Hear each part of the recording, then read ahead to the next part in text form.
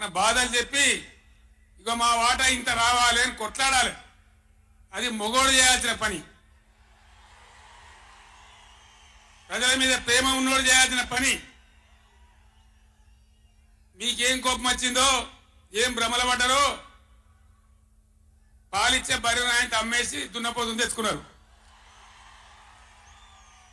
ఇక తర్వాత ఏం నడుతుందో 3వ నెల మీరు కళ్ళారా చూస్తున్నారు.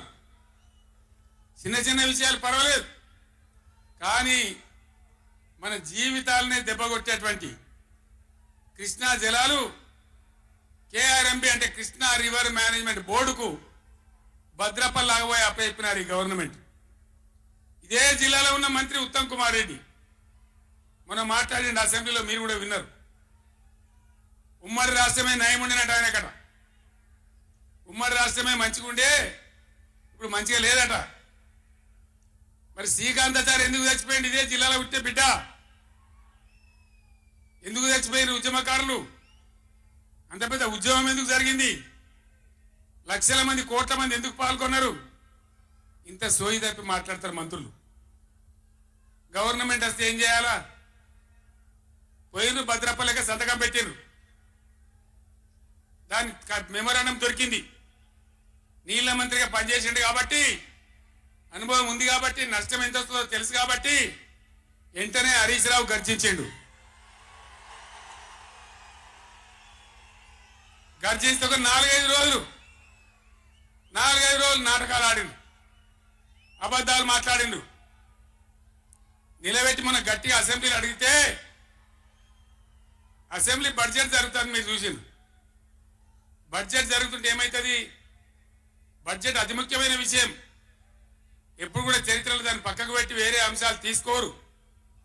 కానీ అగమేఘాల మీద జరుగుతుంటే, ఆ రగడ జరుగుతుంటే, బిడ్డ మీ సంగతి పదాలను నిలబెడతా, మిమ్మలను ప్రజల ముందే తెలుసుకుంటాం అని నల్లగొండ, చలో నల్లగొండ నేను పిలిపించిన.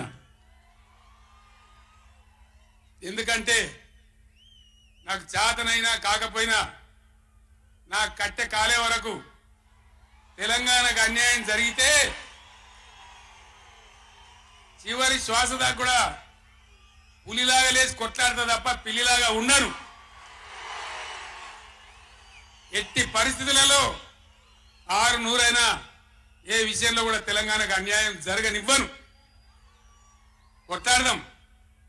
చెలో నల్గొండ ఇయ్యంగానే పిక్క పిక్క చచ్చుడు.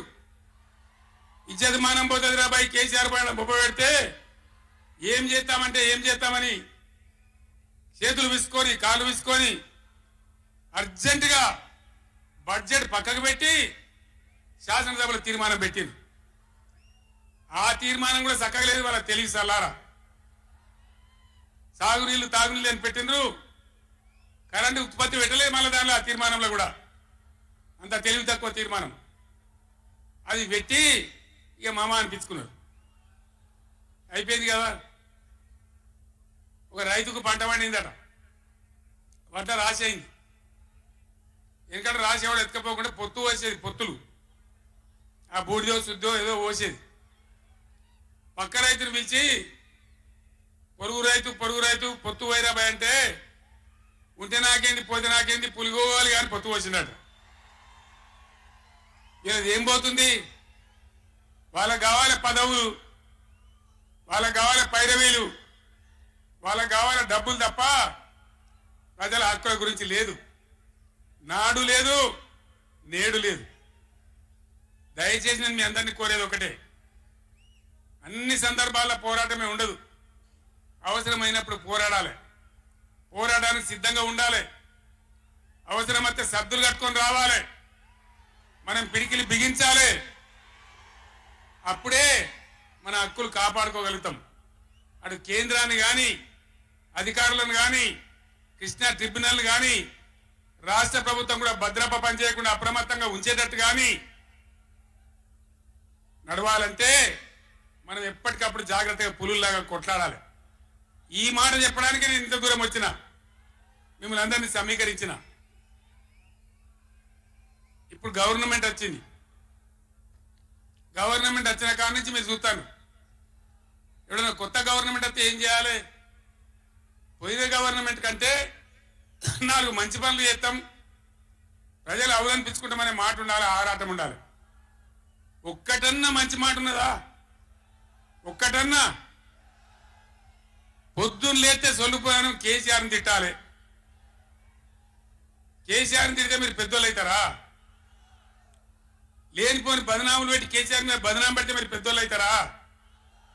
ప్రజల హక్కులు గాలికి వదిలేసి ఏ విధంగా అసెంబ్లీలో మాట్లాడుతున్నారు, ఎటువంటి దుర్భాష మాట్లాడుతున్నారు, ఎంత దుర్మార్గమైన పద్ధతిలో మాట్లాడుతున్నారు టీవీలో సాక్షిగా మీరు అందరు చూస్తూ ఉన్నారు.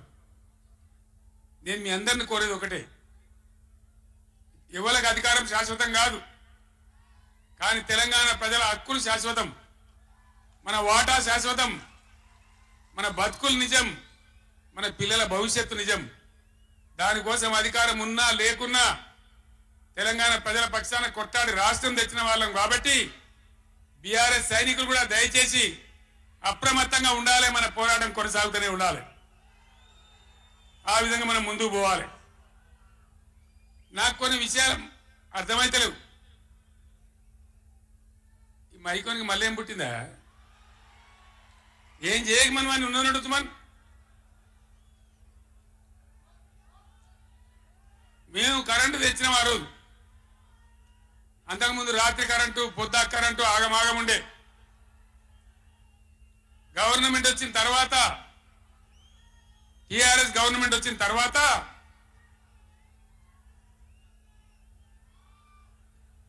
ఇంకేమైనా రోగమా, బీమారే? అరే బాబు, ఉన్నదంటే ఉంచరా మైకు, ఏం మాట్లాడక, ఏం చేయకు, నువ్వేం చదివేద్దాని. దాన్ని కరెంటు తెచ్చినాం. ఒక 7-8 నెలల్లో కరెంటు బాగా చేసి ఏడాది అర్థం నుంచి 24 గంటల కరెంట్ ఇచ్చినాం రైతాంగానికి. మీరందరూ సంతోషంగా నడింత పడుకొని పంటలు పండించారు. పాములు గర్వంగా, తేలు గర్వంగా బాయిల కాడికి పోలే. కేసీఆర్ పోగానే, కేసీఆర్ గవర్నమెంట్ పోగానే కట్కేసినట్టే బంద్ అవుతుంది ఆ కరెంటు. నేను 9 ఏళ్ళు ఇచ్చిన కరెంటు ఏం రోగమైంది? ఏం దానికి ఏమైనా మాయరోగం వచ్చిందా? యాడికి బాయా కరెంట్? ఎటు బాయే? దద్దమ్మల రాజ్యం ఉంటే గట్లనే ఉంటది. చాతగాని చవటల రాజ్యం ఉంటే గట్లనే ఉంటది. వాళ్ళు ఉన్నంత మాత్రాన మనం నర్వస్ కావద్దు. ఎక్కడికక్కడ నిలదీయాలి. ఏమైందిరా బిడ్డ నా కరెంట్ అని అడగాలి. ఇవాళ నేను ఒక మాట కుల్లా చెప్తున్నా. మొన్నటిదాకా నడిచిన కరెంటు కాకుండా ఇదే మిర్యాలగూడ నియోజకవర్గంలో దామరచర్ల మండలంలో 4000 మెగావాట్ల పవర్ ప్లాంట్ కట్టినాం. ఇదే జగదీష్ రెడ్డి గారి నాయకత్వంలో. అయిపోయినాయి. 80% పనులు అయిపోయినాయి. 90% అయిపోయినాయి. అది కష్టపడి చేసేస్తే 2-3 నెలలు తిప్పల పడితే 4000 మెగావాట్ల పవర్ వస్తుంది. రామగుండంలో ఆనాడు మొదలుపెట్టినటువంటి ఎన్టీపీసీ పవర్ వచ్చేసింది. ఆల్రెడీ 800 మెగావాట్లు వచ్చింది. ఇంకో 800 మెగావాట్లు రాబోతా ఉంది. అంటే ఆనాడు నేను నడిపినాడు ఉన్నదానికంటే 5600 మెగావాట్ల పవర్ కరెంటు ఎక్కువ ఉండంగా కూడా వీళ్ళకి ఏం రోగం పుట్టింది? కరెంటు ఎందుకు ఇస్తలేరు? ఎందుకు తిప్పల పెడుతున్నారు? బిడ్డ అయ్యేలా చెలో నల్గొండతోనే ఆపం. ఎక్కడ దొరికితే అక్కడ బదాల నిలదీసి మీ కథలు చేస్తాం. ప్రజలను కరెంటుకు తిప్పల పెట్టినా, నీళ్ళకు తిప్పల పెట్టినా, మంచినీళ్ళకు తిప్పల పెట్టినా ఎక్కడికక్కడ మిమ్మల్ని నిలబెడతాం. మిమ్మల్ని గవర్నమెంట్ తెచ్చిండ్రు, మాకేం బాధ్యత ఇచ్చిండ్రు? ప్రతిపక్షం బాధ్యత ఇచ్చిండ్రు. మిమ్మల్ని నిలదీసే బాధ్యత మాకు ఇచ్చిండ్రు. కాబట్టి ఎక్కడికక్కడ మిమ్మల్ని నిలదీస్తాం తప్ప వదిలిపెడతామనేటువంటి దానిలో ఉండొద్దు. ప్రజలకు తప్పు చేయొద్దు. నేను హెచ్చరిస్తా ఉన్నా ఈ రాష్ట్ర ప్రభుత్వాన్ని. ఏ విధంగా బీఆర్ఎస్ గవర్నమెంట్ ఇచ్చిందో వెంటనే కరెంటు పునరుద్ధరించాలి. ఆ విధంగా మొత్తం రాష్ట్రానికి, రైతాంగానికి కరెంటు ఇవ్వాలి. కానీ వీళ్ళ వ్యవహారం ఎట్లున్నది? చరిత్రలో లేదు. అసెంబ్లీలో తెచ్చి జనరేటర్ పెట్టి వీళ్ళ తెలివికి అసెంబ్లీలోనే మన మనోళ్ళు మీటింగ్లు తిరుగుతుంటే మీటింగ్ మాట్లాడుతుంటే 7 మాట పోతుంది కరెంటు